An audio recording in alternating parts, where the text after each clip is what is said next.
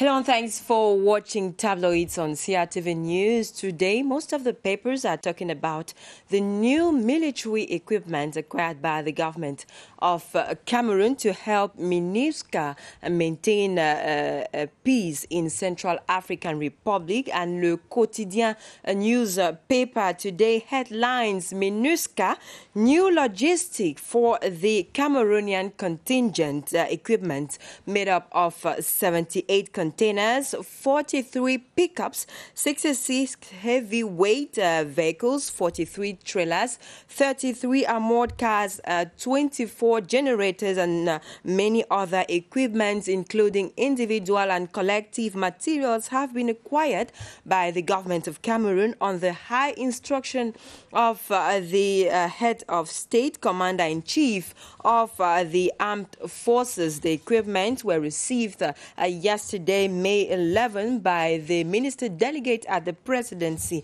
of the Republic of Cameroon in charge of defense, Joseph Betty Assomo, at the Douala air base. Le Quotidien indicates that the logistic will help Cameroonian defense and security forces in the stabilization mission in the Central African Republic.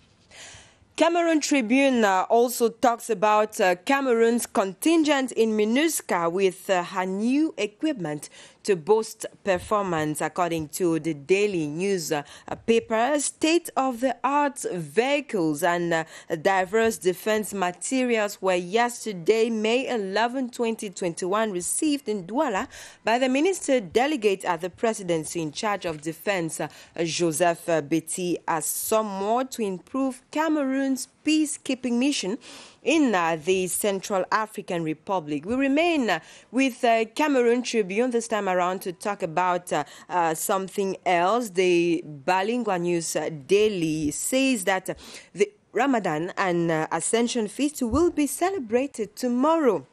According to the paper, Muslim and Christian faithful across the country are putting finishing touches in preparations ahead of the Ramadan and Ascension Feast tomorrow, Thursday, May 13, 2021. Let's now have news from the towns of Limbe and Kumba. Let's have the Guardian Post newspaper, which today reports on how the Limbe and Kumba councils crumble on the weight of debt.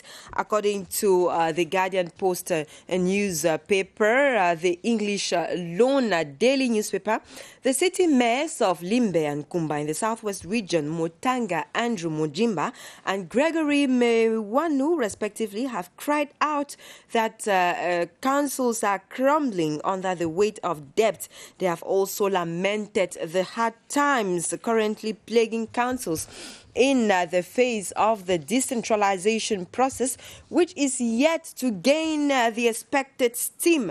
The Guardian Post newspaper further adds that the two mayors have thus blamed the dire situation faced by the councils on the slow take-off of the much trumpeted decentralization process.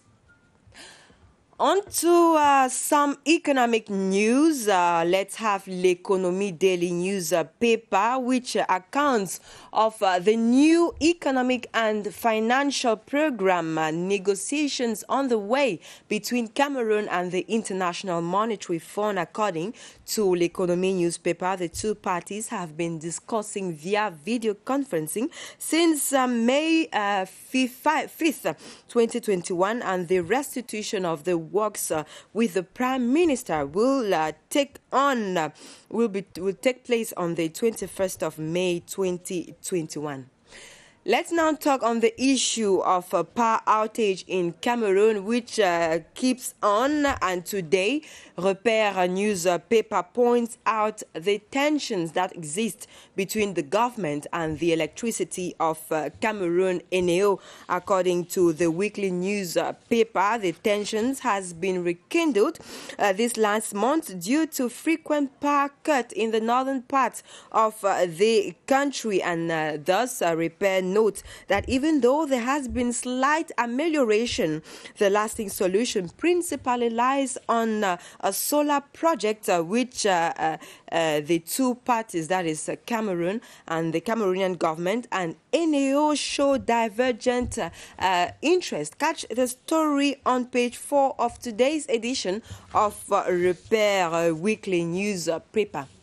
Let's have Expression Économie, which today looks at Cameroon's public debt estimated at 10,574 billion CFA francs.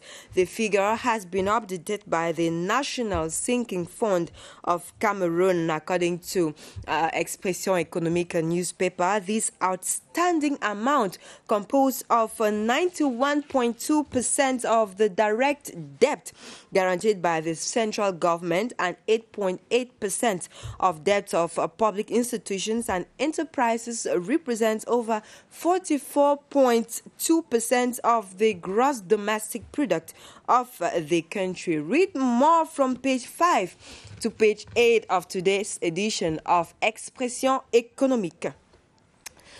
And let's continue the press review today with the International Monetary Fund, which produces its 2021 April report on the financial stability in the world, according to Financial newspaper. Even though the institution begins by appraising and congratulating governments, the fund carries out an uncompromising analysis of the results of its investigations and findings. You have the details of the financial stability of the world on today's edition of Financial newspaper. Let's now talk health with Eco Santé, which zooms today on the statistics of the anti-COVID-19 vaccines and headlines. 39,391 people immunized in Cameroon, according to the daily newspaper Eco Santé on May 12, 2021.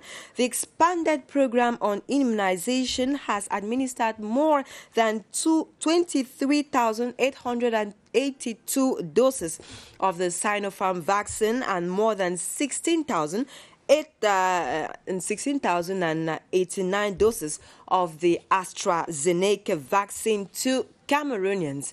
Let's now talk sports to end tabloids today. Let's have Emergence newspaper, which reports on the state of advancement of the construction works at the Olembe Sports Complex. This follows the Minister of Sports and Physical Education's inspection visit to the site.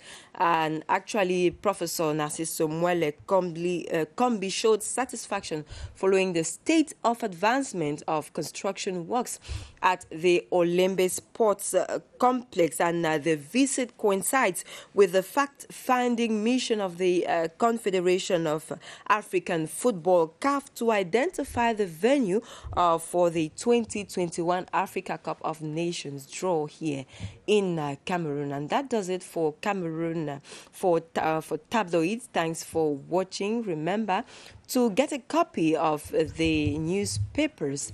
Stay tuned to our programs.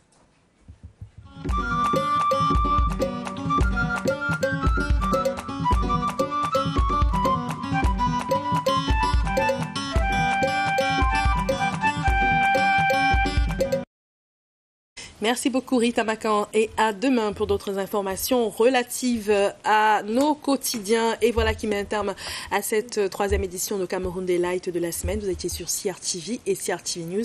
Merci beaucoup de votre fidélité. Merci également à toute l'équipe technique qui est avec nous depuis 5h55. Ne bougez pas. Tout de suite, la première tranche d'informations sur CRTV News présentée par Yvonne Gaël à REVUE. Quant à moi, je vous donne rendez-vous demain à la même heure.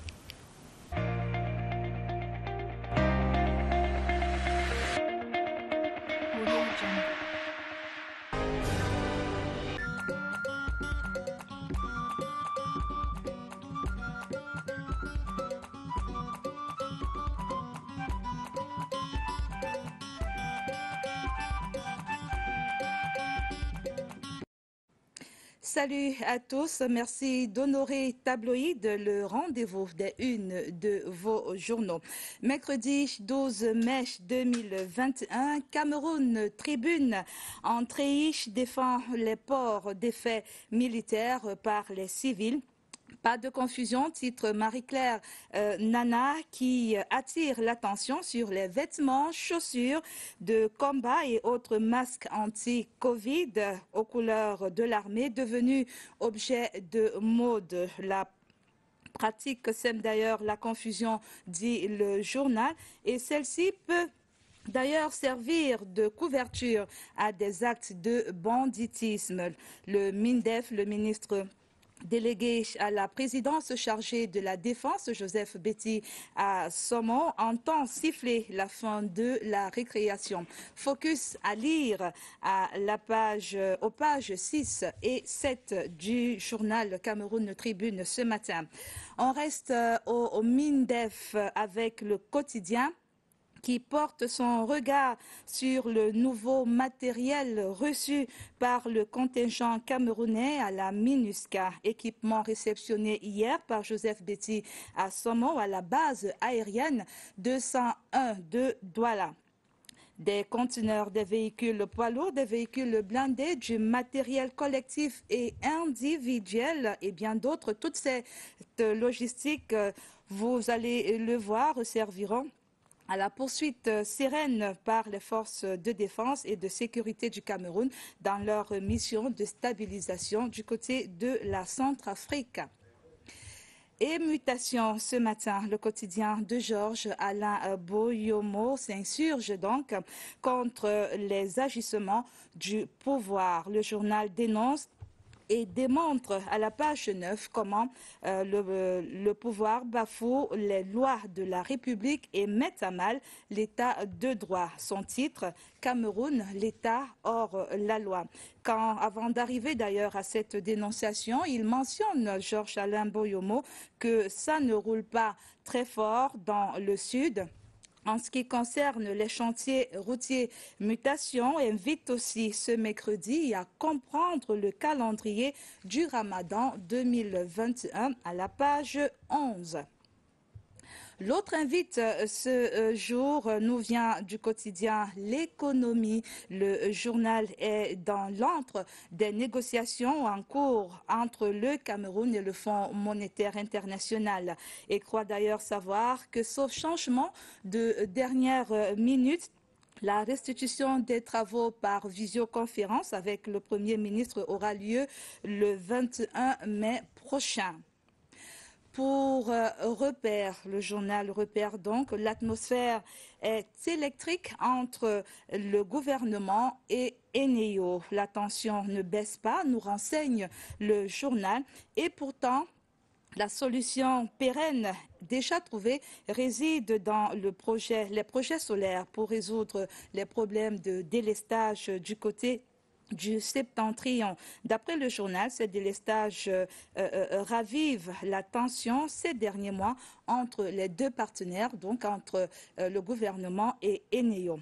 Autre conflit ce matin, c'est Essingan qui relaie l'escroquerie. Essingan relaie donc l'escroquerie foncière à Douala 5e. Les charges des populations de lundi contre Ndo Collins, écrit donc le journal dans une lettre remise en septembre dernier au Premier ministre Joseph Diant Gouté, la communauté Bassa met à nu la tentative de prédation sauvage de ces terres par le député du Vouri. Un procès est en cours devant le tribunal administratif du littoral.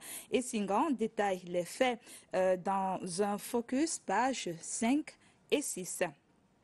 C'est demain donc la fête du Ramadan et Garoua passera sans doute ces moments de réjouissance avec son nouveau roi. Et c'est l'œil du Sahel qui s'intéresse au Lamida avec la surprise Ibrahim El Rachidine, le nom du jeune roi de 37 ans, choisi donc par le collège de 12 notables, dont 7 ont donné leur voix à El Rachidine. Toujours dans le nord, l'œil du Sahel remarque que la localité de Gombo étanche sa soif dans un seul puits. Dans un seul puits, donc écrit le Sahel, le nombre d'âmes qui partagent au quotidien ce seul puits d'eau-là, les circonstances dans lesquelles elles s'en approvisionnent sont à lire à la page 12 du tri hebdomadaire de Guibaï Gatama qui relaie également l'information selon laquelle 7 personnes décèdent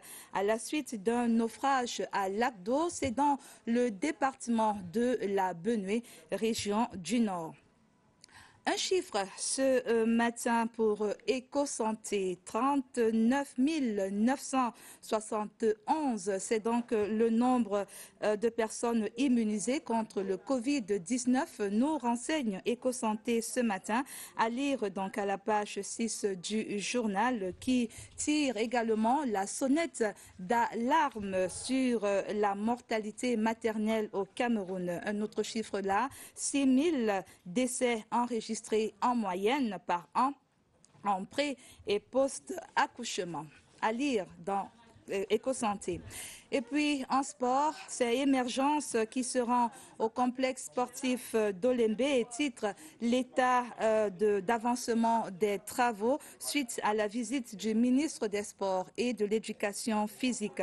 Dans la même veine, c'est le quotidien Le Jour concernant donc le point des chantiers qui titre Stade d'Olembe, la CAF donne 5 mois donc au Cameroun. Lecture en page 5 où Aman Mana fait le tour du complexe en rappelant que le compte à rebours de la Coupe d'Afrique des Nations Total Cameroun 2021 est déjà lancé. Voilà, on n'oublie pas donc que c'est demain la fête du Ramadan. En cette journée de veille de fête, l'équipe de Tabloïd se joint à moi pour vous souhaiter par anticipation une très bonne fête de Ramadan et vous demande simplement que si vous aimez l'odeur de l'encre, rendez-vous au kiosque et passez un très bon mercredi. À très vite, toujours sur cette même chaîne. Bye bye.